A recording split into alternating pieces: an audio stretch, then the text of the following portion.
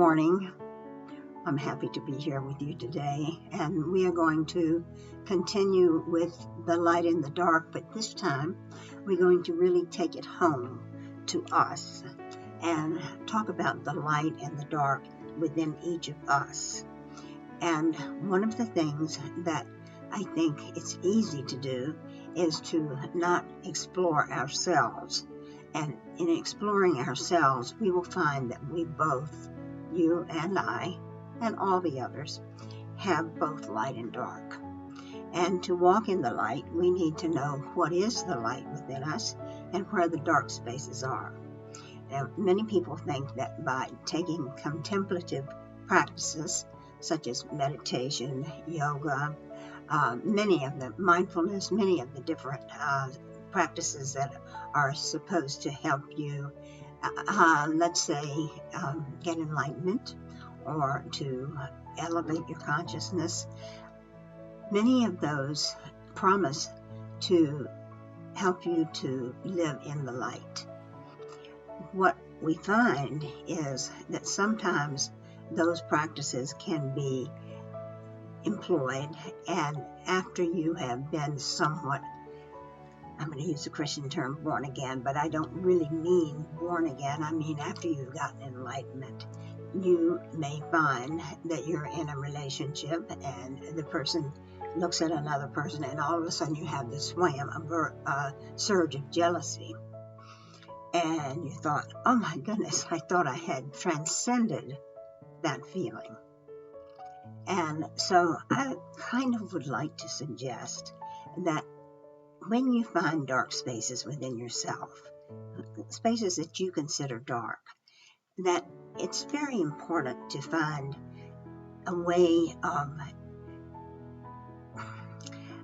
of alleviating that particular space at the place that you took it on. That's how I'll leave that.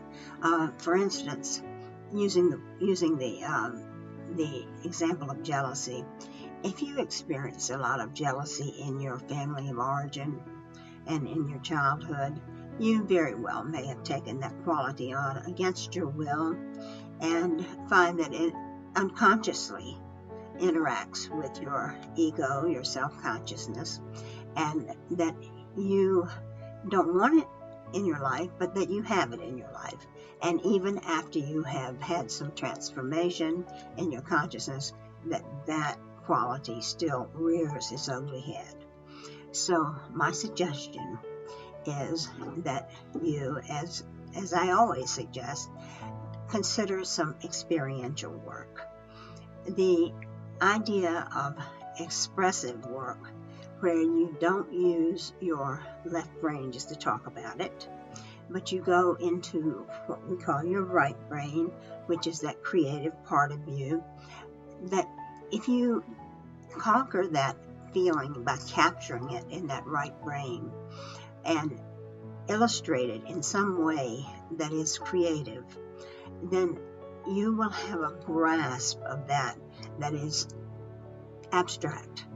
And that abstract grasp of it is easier to work with than something spelled out in words. It's also very good to spell it out in words. Both are good. I advocate journaling, and I think each of us should tell our story, write our autobiography, and point out where we entered the dark places and where we retrieved ourselves into the light space. So important to get that down on paper. I think that Oprah Winfrey said that's cathartic, and a catharsis is something that radically changes you, and I think that would radically change you.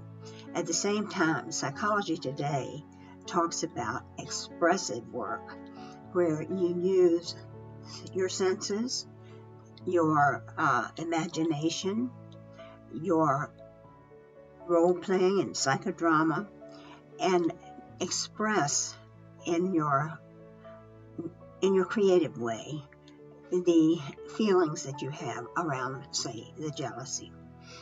And then put that aside and see if that doesn't alleviate that feeling that you have that is interrupting your enlightenment. Now, I want to talk about enlightenment. Enlightenment is something we've all thrown around for a long time. It's the word enlightenment. And to me, a person is very enlightened, although not totally enlightened. That would take probably years and years, and maybe more than one lifetime. Not that I think we have more than one lifetime, but I'm just saying. But it would be something like raising your consciousness.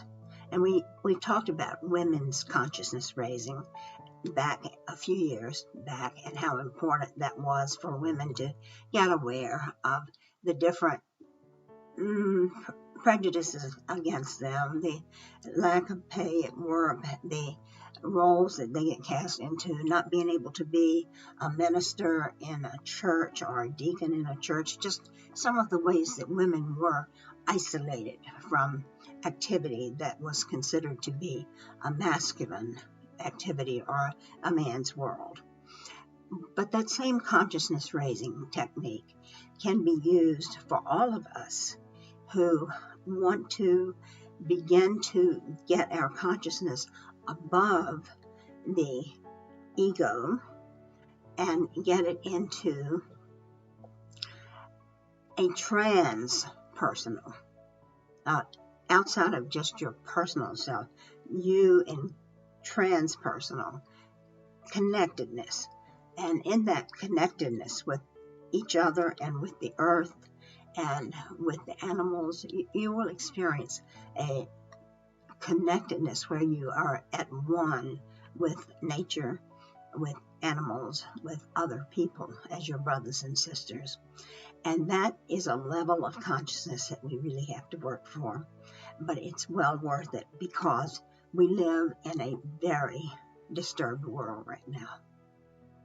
We have such a division within our country of America, and that seems to be only half or less of what happens in our other nations around the globe.